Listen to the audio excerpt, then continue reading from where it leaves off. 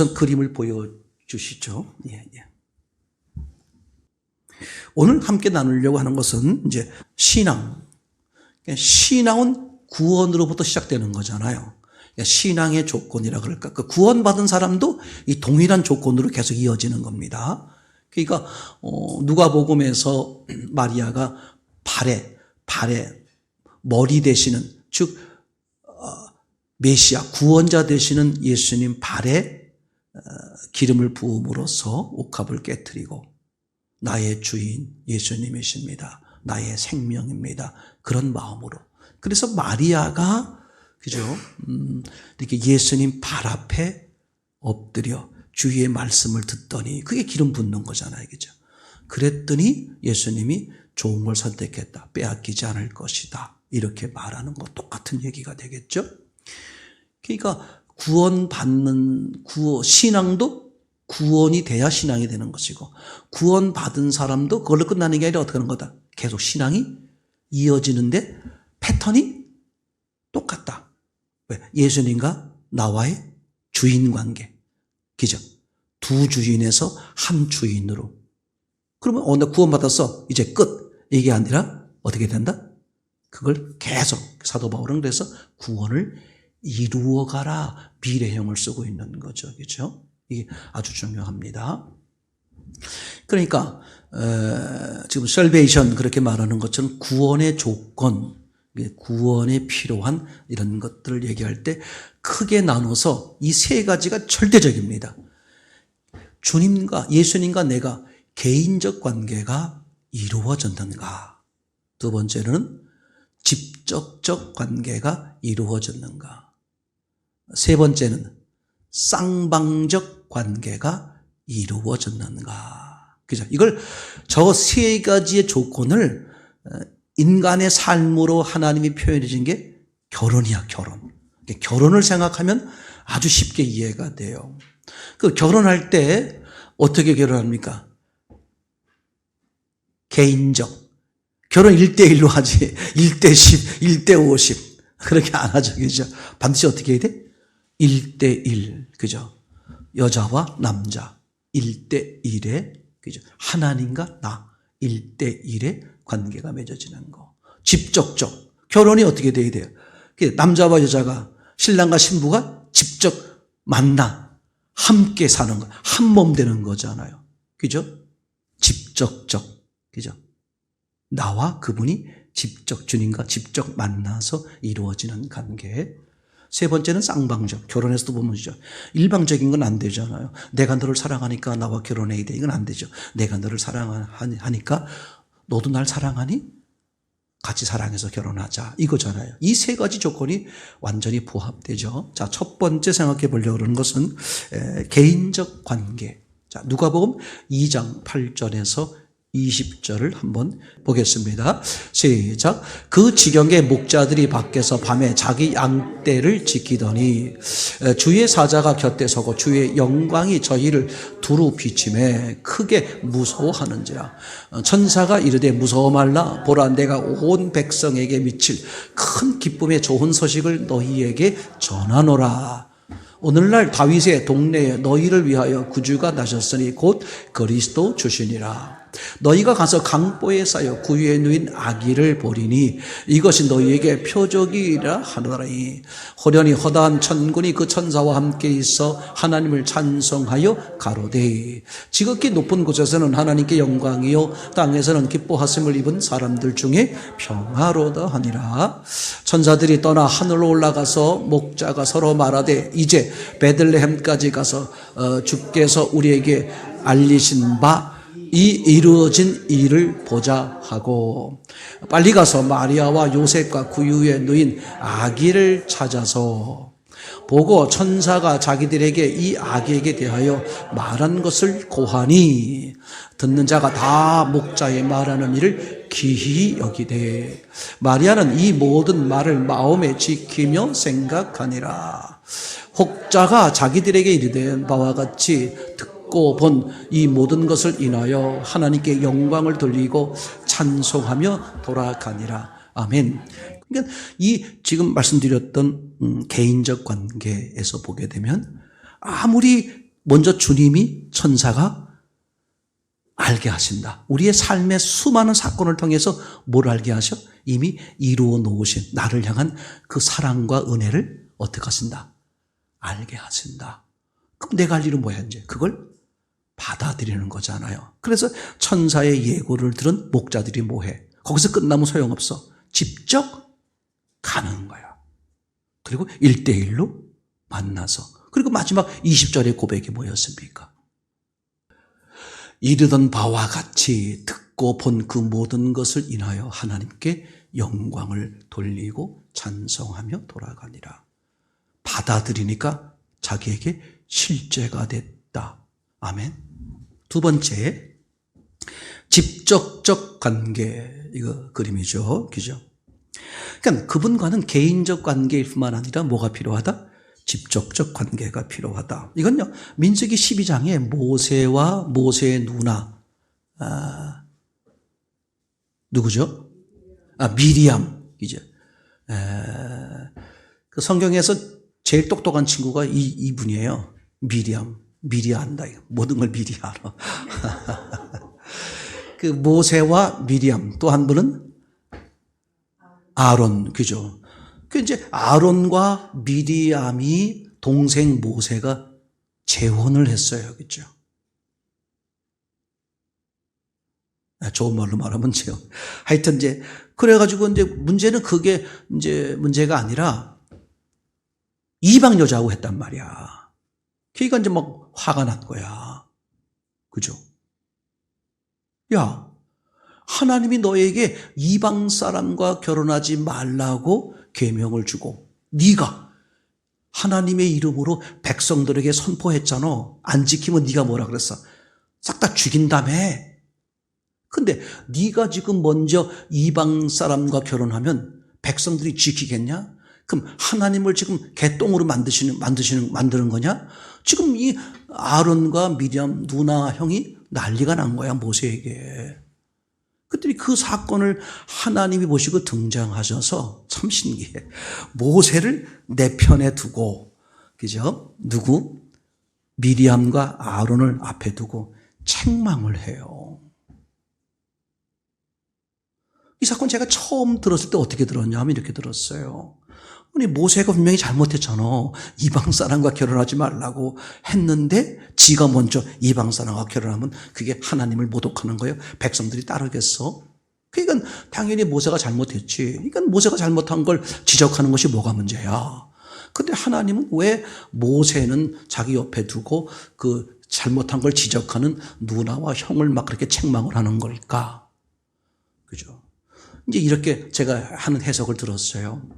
모세는 하나님의 종이잖아. 특별하게 사용하는 종. 그러니까 하나님이 세운 종을 니들이 함부로 이래저래 씹고 있으면 되겠어?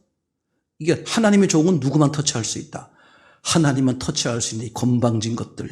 이렇게 해서 했다는 얘기를. 그래서 함부로 목사님한테 함부로 하면 박살난다. 이런 얘기를 제가 많이 들었어요. 전혀 그 얘기는 아니죠. 그죠? 자, 그러면 이게 뭐냐? 모세가 잘못한 게 없다는 뜻이 돼야 돼. 하나님이 모세가 잘못했는데 모세를 끼고 앉아서 내 종이라고 끼고 앉아서 말이 되겠어?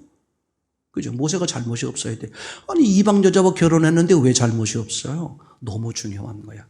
하나님은 껍데기를 보는 게 아니라 중심을 본다. 야, 그러면서 모세를 칭찬하는데 뭐라고 칭찬하냐면 내가 너희들하고는 환상이나 꿈으로 관계하지만 내 종 모세는 어떻게 한다? 직접 얼굴을 대고 직접 대면한다. 아멘. 자, 그럼 환상과 꿈으로 보는 것과 대면에서 본다는 차이가 뭘까? 환상과 꿈이 뭐 하는 거예요? 뭐 하여튼 뭐 눈으로 보고 뭐 이렇게 그죠? 꿈꾸면서 보고 이런 거잖아요. 근데 내 종 모세와는 그렇지 않다. 그는 나하고 친하다. 그러면서 대면해서 말한다. 그죠?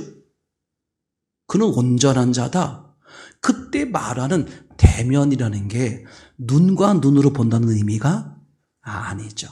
하나님은 영이니까 너희들은 영인 나를 잘 몰라보니 어떻게? 내가 보여주는 꿈이나 환상으로 나를 겨우 알아보는데 내 종 모세는 온전해. 그는 그런 거 보일 필요가 없어. 그 무슨 뜻이에요? 영이신 하나님과 직접 교제가 가능하다. 그러니까 모세가 신앙이 영적 신앙이요 최고의 신앙이다. 이걸 칭찬하는 거지. 그런 모세가 이방 여자와 결혼했을 때는 당연히 어떻게 했겠다. 그죠? 껍데기는 이방 여자지만 이미 알맹이는 하나님으로 개종한 그 얘기잖아요, 지금 얘기가. 그러니까 결국은 하나님이 껍데기가 이방이냐를 보는 게 아니라 뭐가 이방이냐? 중심이 이방인이냐 이걸 보는 거잖아요. 지금도 한국 사람들 다 하나님이 기뻐하는 이유가 뭐야? 이방 사람인데 껍데기로 말하면.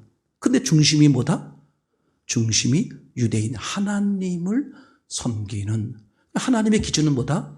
외모가 아니라 중심이다. 근데 저들의 문제는 뭐였다? 외모를 기준했으니까 육체가 이방인 여자 이 얘기잖아요. 아주 하나님이 정확하게 지적하시는 거예요.